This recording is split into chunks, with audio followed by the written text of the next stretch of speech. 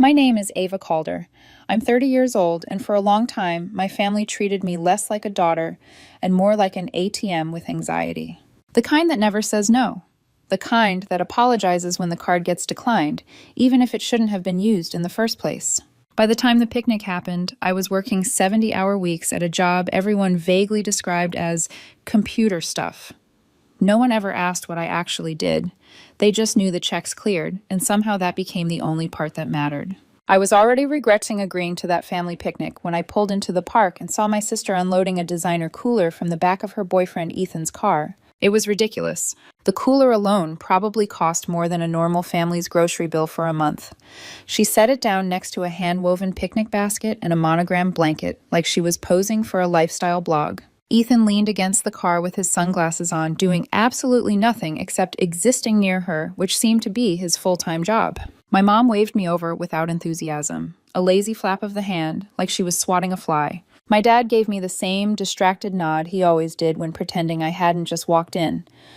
A nod that said, "I see you, but you're not the main event." I walked up carrying a plastic grocery bag from the discount store because that's what I could manage between shifts. Off-brand chips and 2 cans of soda. I didn't even bother putting them in a bowl. Why pretend? The rest of the usual suspects were already there. My cousin Rebecca, who never pays for anything but somehow always has her nails done in elaborate designs that probably cost half my electric bill. My Aunt Joanne, who has never said it outright, but still manages to make my name sound like it's short for mistake. The air was thick with that performative warmth families like ours put on when they want to look united in public but secretly can't stand each other. The kind of fake cheer that smells like sunscreen and resentment. I was the only one who didn't bother hiding it. I sat through 2 hours of passive-aggressive jokes. They teased me for being single, for not dressing up, for not smiling more. My mom made a comment about how some of us know how to grow up and settle down. My dad chuckled like he understood the punchline. I let it all slide. That was always the game. They mock, I ignore, and the world keeps turning. I checked my phone once under the table. A text from Ben, my boyfriend, blinked up on the screen. "How's it going? Do I need to fake an emergency call?" I smiled despite myself. "Don't tempt me," I wrote back. "They've upgraded from regular guilt to premium today." He sent a laughing emoji, then another message. "Remember Sophie? This is how it started with her too. Death by 1,000 jokes. Don't let them make you the punchline in the paycheck." Sophie was his ex. She'd drained his savings with emergencies that always seemed to involve designer shoes and weekend trips. He'd told me once, late at night, that the scariest part wasn't losing the money. It was realizing he'd trained himself to think he deserved to be used if it meant someone stayed. I slipped my phone back into my pocket. Deep breath, smile, tolerate. 2 more rounds of sarcastic comments later, my sister decided she needed a spotlight. She loved to toast at family gatherings like we were at a wedding, and she was the maid of honor, even when the only thing we were celebrating was surviving another week without the house collapsing. She clinked her overpriced wine glass with a manicured nail and called out, "Everyone, can I have your attention?" Of course she could. Everyone grew quiet, like they were trained. My mom turned toward her with proud eyes. My dad straightened in his camp chair. Rebecca leaned in, already giggling. My sister lifted her glass and looked straight at me, all teeth and gloss. "Here's to the one who always shows up," she said, voice dripping with mock sympathy. Broke, discouraged, and still trying so hard to be important. Laughter. Real laughter. Even my mom, even my dad. My ears burned. For a split second, the world blurred at the edges. I remembered the time I Venmo'd my sister $600 so her lights wouldn't get shut off. The time I sent my parents my whole bonus just for this month so they could pay their mortgage. The countless transfers labeled rent help and just so you're not stressed. Broke. Discouraged. Still trying to be important. I didn't laugh. Instead, I picked up my cheap plastic cup filled with flat soda and lifted it exactly the way she did. My voice came out calm.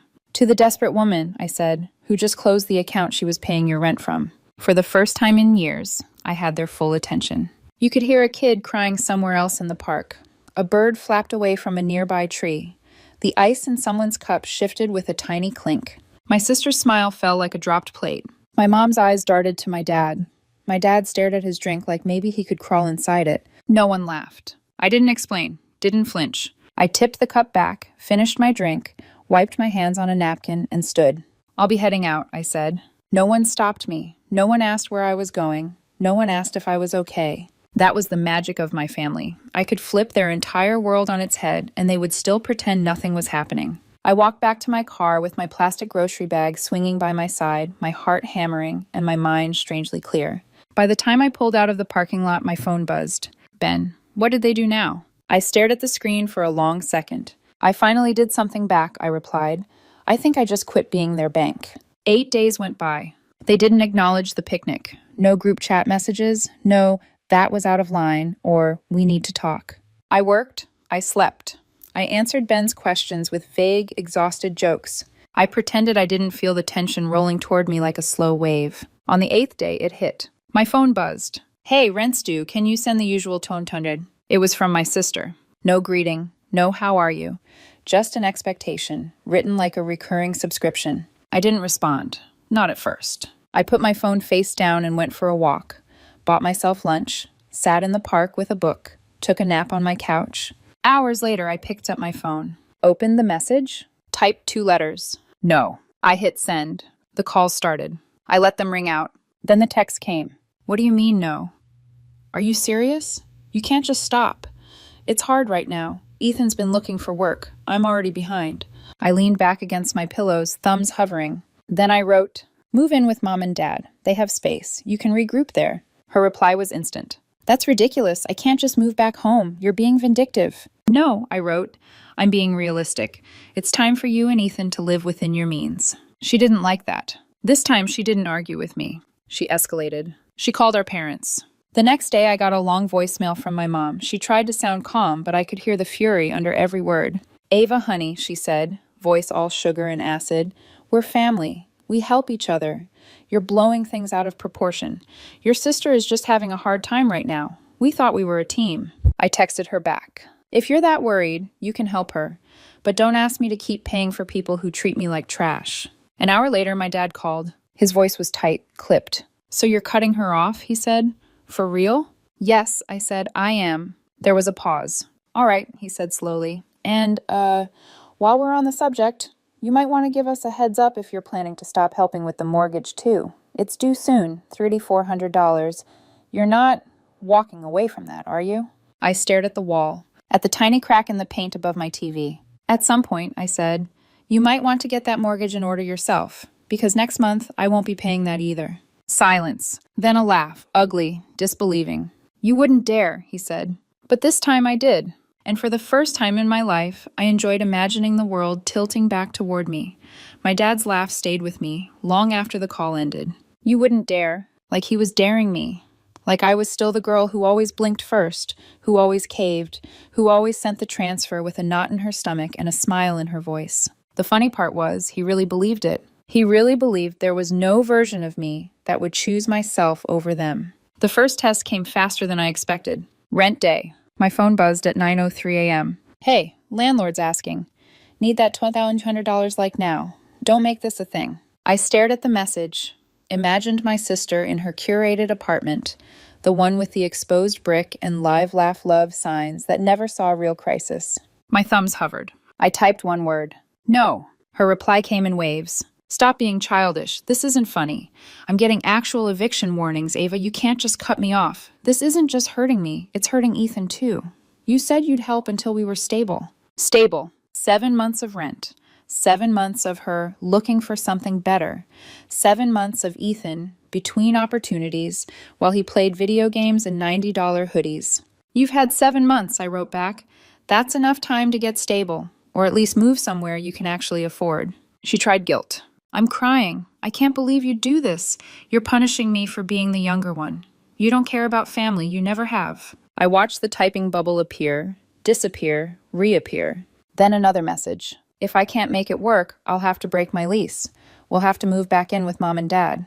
That one made me pause. Not because I felt responsible, because I heard the thing beneath the words. It wasn't the moving that terrified her. It was the shame. My sister spent years curating an image of herself as the successful, put-together one. Downtown apartment, designer cooler, monogrammed blankets. She built a whole identity on the idea that her life was upward and glossy. Moving back into her teenage bedroom? That was social death, I replied instantly. Perfect. That's exactly what I suggested. Sounds responsible. She didn't answer after that. But I knew she read it. The mortgage was next. I'd been slipping money each month into an account my parents used to pay it, $3,400 a month on a house they couldn't afford without a miracle or a daughter who worked herself into the ground. At first, it had felt like the right thing to do. They were panicked. My dad talked about losing the house. My mom cried at the kitchen table. They said it was just until your father's pension gets sorted. That was 4 months ago. 4 months of just this once. 4 months of we'll pay you back when things calm down. Things never calmed down. They just learned to build their chaos on top of my exhaustion. This time I let the due date come and go. No transfer, no last-minute rescue, just silence. For a day. Then my phone lit up like a Christmas tree. First, the group chat. Mom, we need to talk. Then individual blitz. Mom, you forgot the mortgage. I'm sure it was a mistake. We've been counting on you. Dad, bank called, payment missing. What's going on? I didn't respond right away. I was at my desk, staring at a spreadsheet, realizing that for the first time in months, my checking account wasn't already emptied by other people's emergencies. I made myself a cup of coffee, sat in the break room, watched the foam swirl. Then my phone rang. Dad, I answered. So you're seriously cutting us off too? He asked. No hello, no preamble. Yes, I said, I am. You could hear the air leave his lungs. You wouldn't dare, he said again. But the laugh wasn't there this time, just disbelief. I already did, I replied. You left us in the lurch, he snapped. You know how hard things are. We've been counting on you. We thought we were a team, Ava. Team. Teams practice. Teams participate. Teams share the weight. They weren't a team. They were a load. You didn't treat me like part of a team, I said. You treated me like a direct deposit. That's not fair, he argued. Family helps each other. That's how it's always been. Exactly, I said. Family helps each other. I helped you. You laughed at me in public and then expected the transfer in private. Those aren't the same thing. He went quiet. I could hear my mom in the background, whispering something. We could lose the house, he finally said. You want that on your conscience? No, I replied. But I'm not going to carry it on my back anymore. If you're that worried, talk to the bank. Downsize. Sell. Get assistance. There are options. I'm not one of them anymore. The line crackled. This isn't you, he said softly, like he was talking to a stranger. It's always been me, I said. You're just seeing it now that I'm not paying for everything. He hung up. No goodbye. No I love you. Just the click of a man who realized his favorite crutch had been kicked out from under him. The next few days were quiet. Too quiet. No calls, no texts. Just a heavy silence pressing in around my new choices. I almost started to think maybe they were trying to figure it out. Maybe they were actually talking to lenders, looking for work, cutting back. Then my cousin Jeremy called. Jeremy always knew when drama was brewing. He collected gossip like art. Hey, he said, voice casual. You good? I'm fine, I said. Why? Because, he drawled, I just heard through Aunt Tanya that your parents' place is in pre-foreclosure. Word is, the bank sent them a notice. And word is, no one knew you were the one paying it until now. I closed my eyes. Of course. When I was paying, it was invisible. When I stopped, suddenly it was a scandal. Guess the family grapevine's busy, I said. You're the villain of the week, Jeremy added with a faint, sympathetic chuckle. They're saying you turned your back on your parents, that you could have prevented this. I've been preventing it, I said quietly, for months. He was silent for a second. Yeah, he said. I figured it was something like that. After we hung up, I sat on my couch and stared at the wall. The irony was incredible. For nearly a year, I'd been paying my sister's rent and my parents' mortgage, a total of $4,600 a month. Quietly, consistently, like it was the natural order of things. No one praised me. No one asked if I could handle it. No one ever said, thank you. They teased me for working too much, for always being tired, for still trying to be important. Now, with the money gone, everything ugly was suddenly visible. They weren't managing their lives. They were being carried. By me. And the second I put my arms down, they didn't just fall. They crashed into each other, clawing for something soft to land on. For the first time, they had to look at themselves without my income smoothing over every consequence. It wasn't pretty. My sister had to pack boxes and move back into the bedroom with the glow-in-the-dark stars on the ceiling. Ethan lasted a few days before packing a bag and announcing he needed space. My parents had to meet with bank officers, explain missed payments, swallow the humiliation of admitting they'd built a lifestyle on a daughter they mocked. I didn't reach out. I didn't ask. I waited. And when the call finally came, it wasn't what I expected. It was my mom, her voice shaking with anger, not fear. "So," she said, skipping hello, "you're really going to let us lose everything? Over a few mean jokes? Over a toast?" I took a breath. "This isn't about a toast," I said. That was just the first time I told the truth out loud. "You're being dramatic, Ava," she snapped. "We're your parents, your sister. We thought we were a team. We thought we raised you better than this." "You raised me to believe I had to pay for love," I said. "I'm unlearning that." Silence. She didn't know what to do with that sentence. "We're in a tough spot," she tried again, switching to pleading. "Just for a little while. If you could help again." "I'm not sending money," I cut in, "but I'll come to dinner." There was a pause. "Dinner?" she repeated, thrown off. "Yes," I said. "Tomorrow. You, Dad, me. Maybe Madison if she can drag herself downstairs." "My sister." Mom exhaled sharply. "Fine," she said. 7 o'clock. She hung up before I could say goodbye. I stared at my phone, at my reflection faintly mirrored in the dark screen. Ben texted a second later. "Everything okay?" I typed. "They lost the padding I was providing. Now they're hitting the floor. They want me to be a cushion again." "And you?" he wrote. "I'm done being a cushion," I replied, "but I'll bring a mirror." The next night, I stood on my parents' front step with my hand hovering over the doorbell, realizing that for the first time in years, I wasn't arriving as the fixer. I was arriving as someone who might finally let things break. I stood outside my parents' front door with my hand hovering over the bell, feeling something unfamiliar, quiet power. Not anger, not fear, just the certainty that whatever happened in that house tonight, I wasn't carrying it again. I pressed the button. My mom opened the door after a few seconds. She didn't hug me. She didn't smile. She just stepped aside, chin lifted like she was doing me a favor. The house smelled different than I remembered. Stale air, cold leftovers, stress. It wasn't the home I grew up in.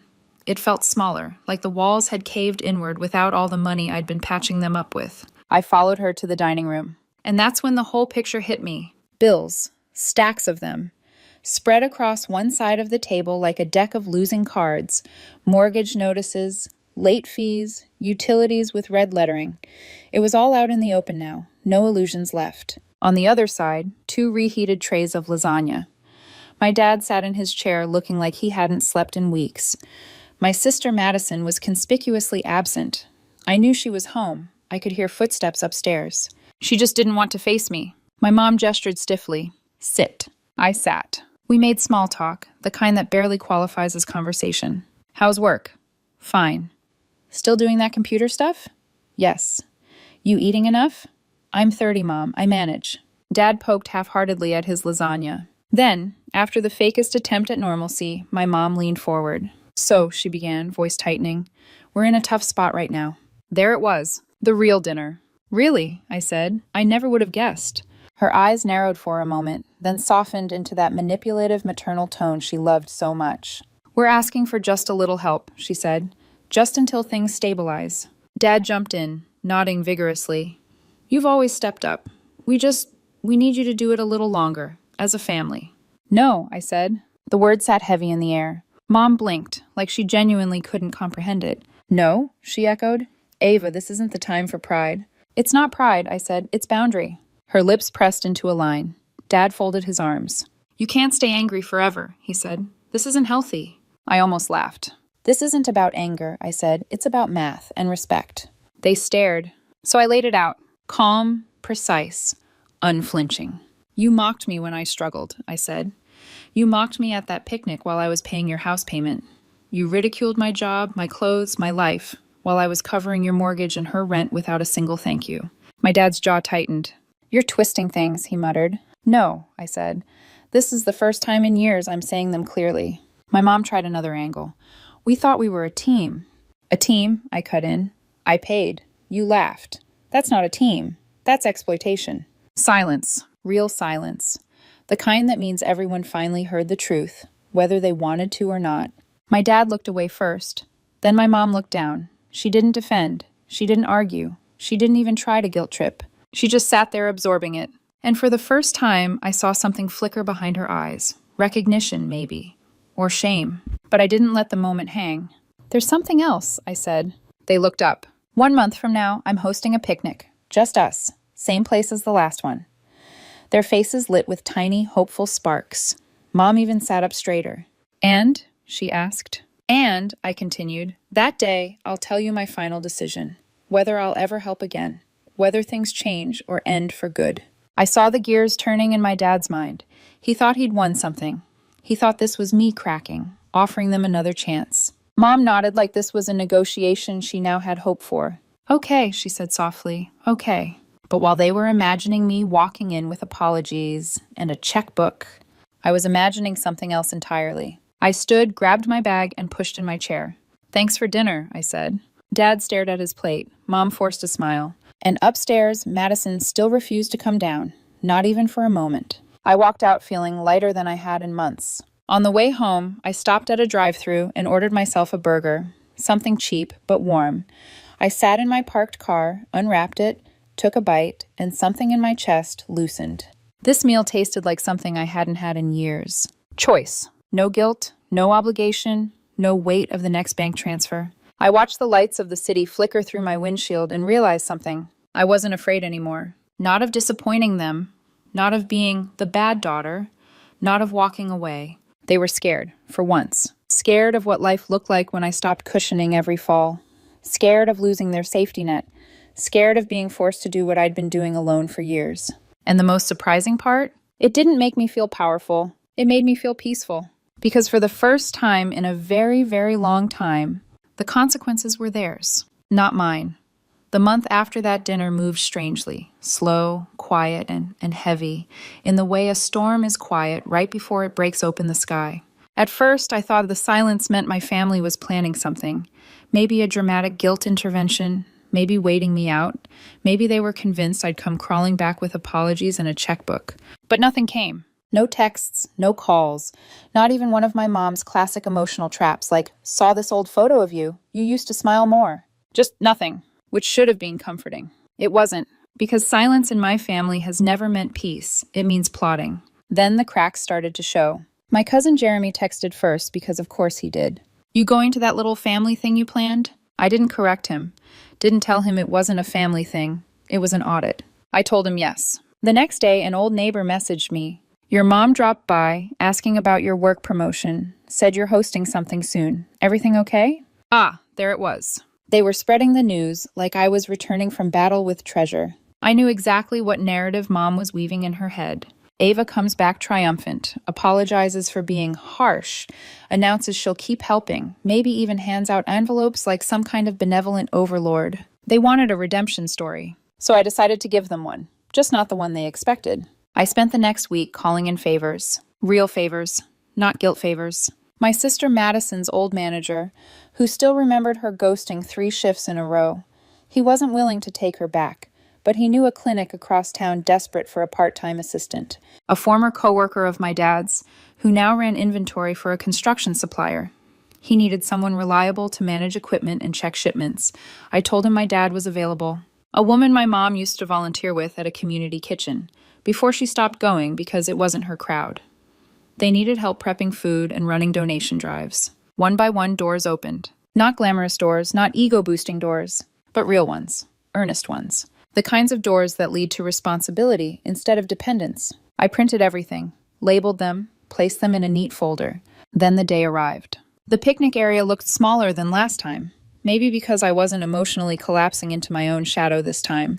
I set the table with plain sandwiches, water bottles, napkins, and 1 chair. For me. They could figure out the rest. My family arrived in waves, each entrance more theatrical than the last. My sister came dressed like she was heading to brunch with influencers. Floral dress, curled hair, makeup that couldn't hide the exhaustion under her eyes. My mom brought a quiche in a cooler like she was auditioning for Best Host. My dad wore sunglasses even though the sky was mostly gray. They were smiling those tight, brittle smiles people wear when they're rehearsing how everything will go their way. They really thought today was the day I'd fold. When everyone sat down, the smiles turned expectant. My sister tilted her head with faux sweetness. "So," she said, "what's this all about?" My mom clasped her hands like she was receiving communion. "We're ready to talk," she added. My dad leaned forward. "Well, we're here." And I placed the folder on the table, then handed each of them a paper. My sister frowned, laughing a little like she assumed it was a joke. "What is this?" she asked. "A job interview," I said. "They're expecting your call." Her smile froze. My mom glared. My dad blinked like he was buffering. I pushed 3 papers toward my sister. A clinic looking for a part-time assistant. A call center hiring. A dental office receptionist position. Her voice cracked. You're kidding. No, I said. These are actual opportunities. You asked for help. You need work. These are jobs. She tossed the papers down like they were hot. My mom grabbed her sheet. It was an application for the nonprofit kitchen. She looked horrified. You want me to slice potatoes in a hairnet? She hissed. You're good with people, I said, and they need volunteers who can take on hours. It's honest work. She recoiled. My dad picked up his sheet.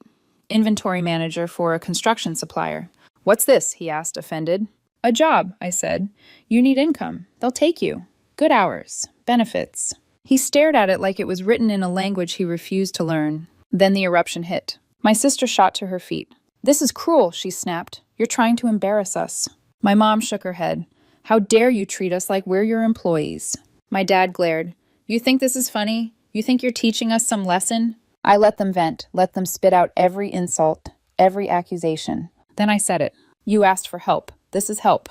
Silence slammed down. Real, thick, suffocating silence. And in that stunned quiet, the truth sat in front of them like an uninvited guest. Work wasn't beneath them. They just always had me. Eventually, they packed up their cooler, slammed lids, stuffed leftovers, and walked away without a goodbye. My sister left her job sheets on the table. My mom slammed hers into her purse like she wanted to wrinkle it out of existence. My dad didn't say a word.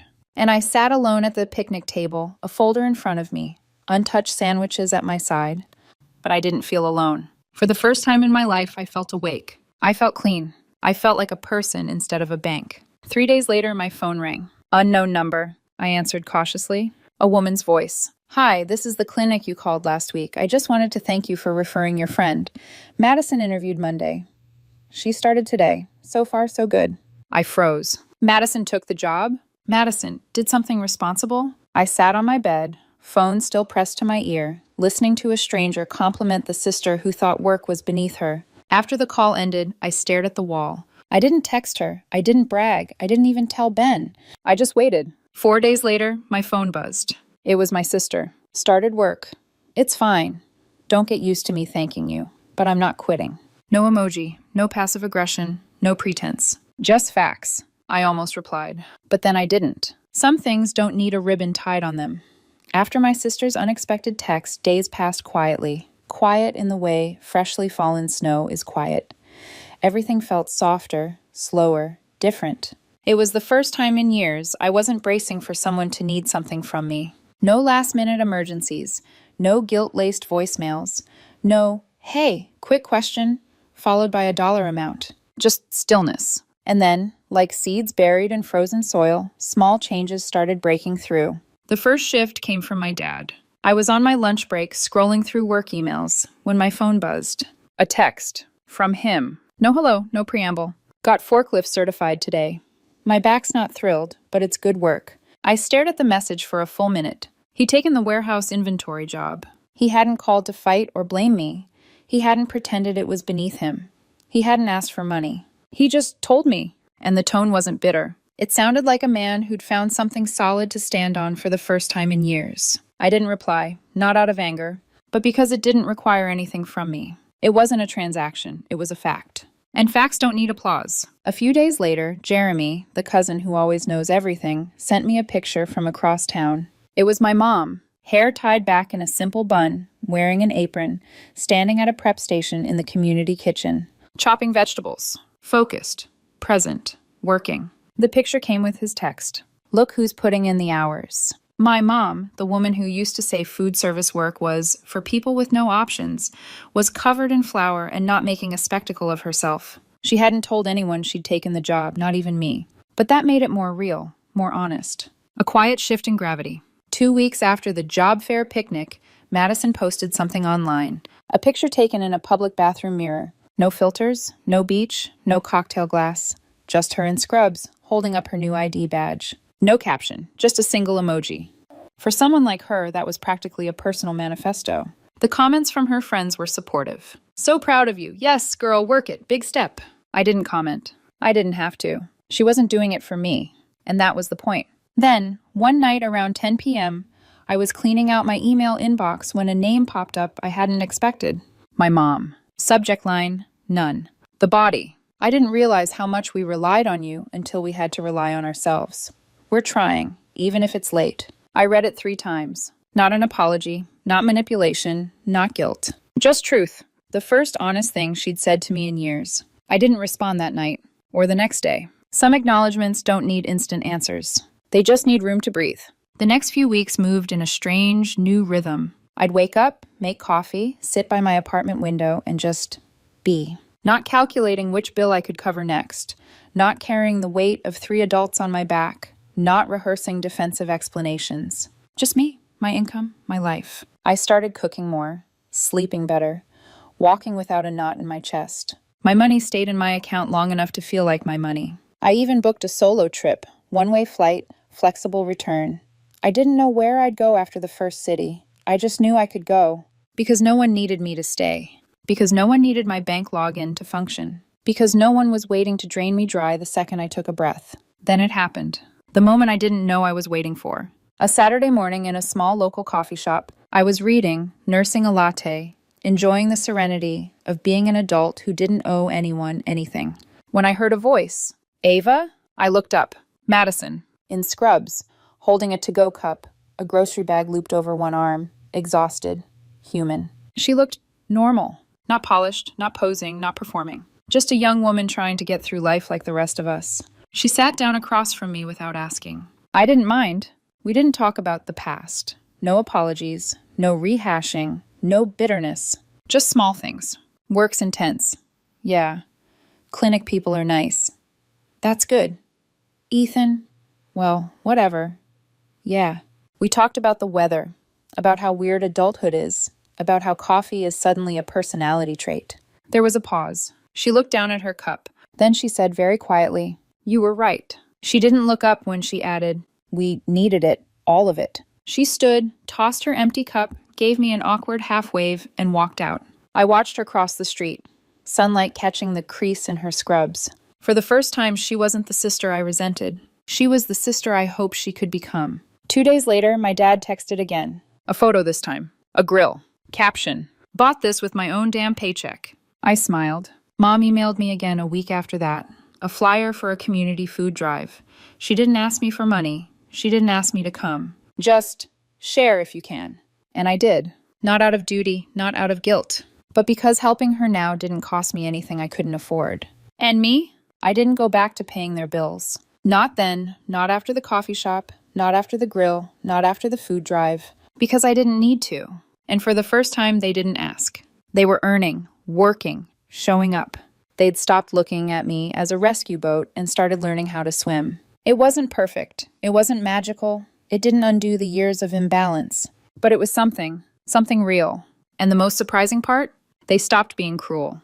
They stopped mocking me, stopped minimizing me, stopped depending on me. Not because I changed them with money, but because without my money, they finally had to change themselves. I don't know what our future looks like. Family isn't a switch you flip on or off. It's a boundary you reshape until it fits. All I know is this. I'm not their backup plan anymore, not their emotional crutch, not their walking bank account.